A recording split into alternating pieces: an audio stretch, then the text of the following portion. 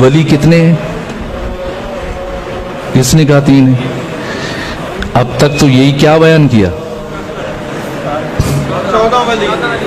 14 ولی. پہلی بات ساتھ دیجئے تاکہ نتیجہ لے سکیں. جہاں جس کو کوئی مسئلہ ہو وہ فوراً سے پوچھے تاکہ مسئلہ حل ہو جانا چاہیے. اب جبکہ سوال کا جواب شروع کر دیا ہے تو ابہام نہیں رہنا چاہیے. ولی کتنے ہیں؟ 14. کیا ان 14 میں سے پہلے 3 کی ولایت ہم پر واجب ہے اور باقی 11 کی ولایت واجب نہیں؟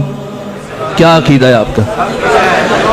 سب کی ولایت واجب ہے، یا پہلے 5 کی واجب ہے اور اگلے 9 کی واجب نہیں ہے؟ سب کی واجب ہے. سب کو مانے، 13 کو مان لیں، امام زمانہ کی ولایت کا انکار کر دیں. آیا آپ نے اقرار کیا؟ آپ مولائی ہیں؟ نہیں. ایک کی ولایت کا انکار سب کی ولایتوں کا انکار ہے. ہم پر 1 کی نہیں، 2 کی نہیں، 3 کی نہیں، 5 کی نہیں، 14 کی ولایت واجب ہے. غدیر میں رسول اسلام نے کیا صرف علی کی ولایت کا اعلان کیا؟ سب کی ولایت کا اعلان کیا. کیا غدیر میں پیغمبر گرامی اسلام نے علی ابن ابی طالب کے ہاتھ پر جو بیعت کی اور باقیوں سے کروائی، مردوں سے بھی خواتین سے بھی، کیا صرف علی ابن ابی طالب کی بیعت کروائی گئی؟ سب کی بیعت کروائی گئی. تو اب سوال بتائیے کہ کیا آپ کا سوال کیا ہے کہ تشہد میں علی کی گواہی کا پوچھ رہے ہیں یا سب کی گواہی کا پوچھ رہے ہیں؟ آپ علی کی گواہی دیں تو کیا امام حسن کی گواہی واجب نہیں ہے؟ جس دلیل کی بنیاد پر علی ابن ابی طالب کی ولایت کی گواہی واجب ہے، اسی دلیل کی بنیاد پر امام حسن مجتبی کی گواہی بھی واجب ہے یا نہیں؟ جہاں اختلاف ہو بتائیے گا. میں بہت رک کے چل رہا ہوں. جی خوب، میں عرض کرتا ہوں.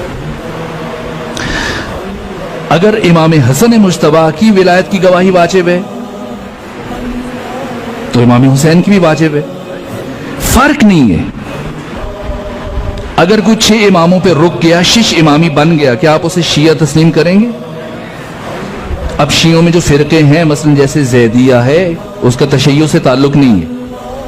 اسماعیلی ہیں، ان کا تشیع سے تعلق نہیں ہے. شیعہ کون ہے؟ جو ان 14 کو مانتا ہے اور پیغمبر کے بعد جناب سیدہ کے بعد 12 اماموں کو مانتا ہے. 11 کو بھی مان لے تب بھی کافی نہیں. پہلی بات کہ پیغمبر کا نام نماز میں لیا جائے تو باقیوں کا کیوں نہ لیا جائے؟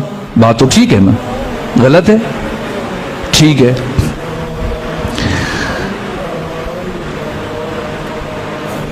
علی سے لے کر امام زمانہ تک بس پیغمبر کا نام لینا کافی نہیں. تو اگر علی کا نام لیں تو باقیوں کا کیوں نہ لیں؟ لینا چاہیے نہیں لینا چاہیے؟ کیا آپ علی کا نام لینے کے بعد مطمئن ہوں گے کہ بس کافی ہے؟ نہ، نہیں. یہ سوال پیدا کیوں ہوا اور سوال پیدا ہوتے کیوں ہیں اس طرح کے؟ یہ بات میں نے اشارے میں کل یا پرسوں آپ سے کہہ دی تھی.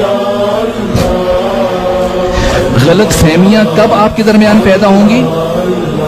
جب آپ اپنی اساس سے بے خبر ہوں گے، اور جیسے ہی جہالت آئے گی دشمن اس جہالت سے فائدہ اٹھا لے گا، اور آپ اپنی مسجد کے اندر، امام بارگاہ کے اندر ولایت جو رمز وحدت ہے، اسی ولایت کے نام پر آپ ایک دوسرے سے الجھ جائیں گے. اب میں سادہ ترین بات پوچھتا ہوں، میں آپ کو نہیں الجھاتا چونکہ میں نے آگے جانا ہے، اور میں سمجھتا ہوں کہ یہ ایک بات بھی صاحبان معرفت کے لیے کافی ہو جائے گی. یہ نماز، اس نماز کے واجبات ذرا سا مجھے سنا دیجئے تاکہ میں آپ کو جواب دوں. کتنے واجبات ہیں نماز؟ 11. نیت، تکبیرۃ الاحرام، قیام، रुकू, सुजूद, जिक्र, किराअत, तरतीब, मवालात, तशहुद, सलाम, इन 11 में से 5 रुकने और 6 गैर रुकने, यानी 5 को आपने भूल कर या जानबूझकर इजाफा किया या कम किया, नमाज उसी वक्त बातिल है, बेशक भूल के करें, बेशक जानबूझ के। बाकी जो 6 हैं अगर भूल गए उनमें तो नमाज पे कोई फर्क नहीं पड़ेगा, और अगर आपने जानबूझ की कमी बेशी की फिर नमाज बातिल है। मुख्तसर कर रहा हूं, आप नमाज में जो जिक्र पढ़ते हैं उनमें से एक है दुरूद, जिसे आप सलावात कहते हैं। बताइए कब कब और कहां कहां पढ़ते हैं? एक ही जिक्र को आपने रुकू में भी पढ़ा, सजदों में भी पढ़ा, कुनूत में भी पढ़ा, तशहुद में भी पढ़ा, ठीक है? अब बताइए, ये बात पहुंची है आप तक? अब बताइए कि रुकू में किस नियत से दुरूद पढ़ते हैं? रुकू में मुस्तहब, सजदों में मुस्तहब, कुनूत में मुस्तहब और तशहुद में क्यों भाई? नऊज़ु बिल्लाह, क्या अल्लाह मिजाज का ताबे है जैसे हम मूडी लोग होते हैं, इधर ये कर दिया उधर वो कर दिया? आइए सोचें कि हर मकाम पर अल्लाह ने दुरूद को मुस्तहब करार दिया, क्या वजह है कि सजदे में, तशहुद में इसी दुरूद को अल्लाह ने वाजिब करार दे दिया। वो सारी चीजें नमाज के वसत में, दौरान में, रुकू भी, कुनूत भी, सजदे भी। अब है नमाज का इख्तिताम, वहां इख्तियार है पढ़ो मर्जी, न पढ़ो मर्जी। लेकिन अब जबकि नमाज खत्म हो रही है, अहम तरीन इबादत फुरुआत दीन में सबसे पहले, तो अब नमाज के आखिरी मरहले में अल्लाह ने दुरूद को वाजिब करार दिया। क्यों? इसलिए ये दुरूद क्या है? ये दुरूद इन 14 की विलायत का ऐलान, इकरार और इजहार है,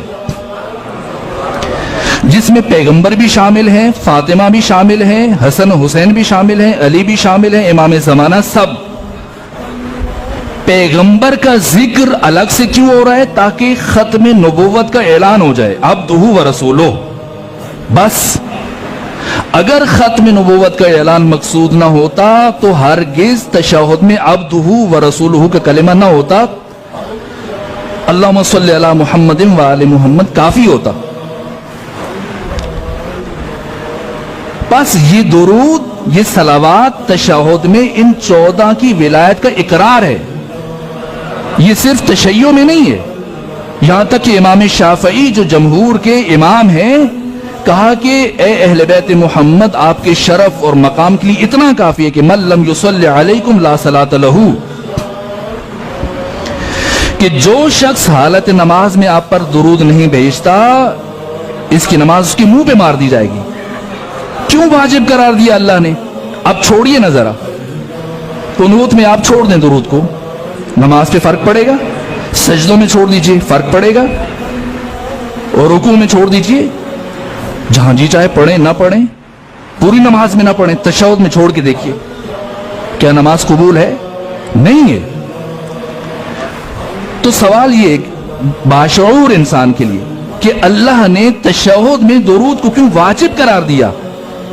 इसलिए कि अब नमाज का इख्तिताम है और अब नमाज की कबूलियत का दारो मदार इन 14 की विलायत के इकरार, ऐलान और इजहार पर है। रुकू में पढ़ते हैं या नहीं पढ़ते? सुजूद में, कुनूत में, तशहुद में, मुस्तहब या वाजिब? मुस्तहब। अल्लाह को मोहम्मद से प्यार है, अली से प्यार नहीं है, हसन से प्यार नहीं है, हुसैन से प्यार नहीं है, जिसने अपना सब कुछ नमाज के लिए कुर्बान कर दिया।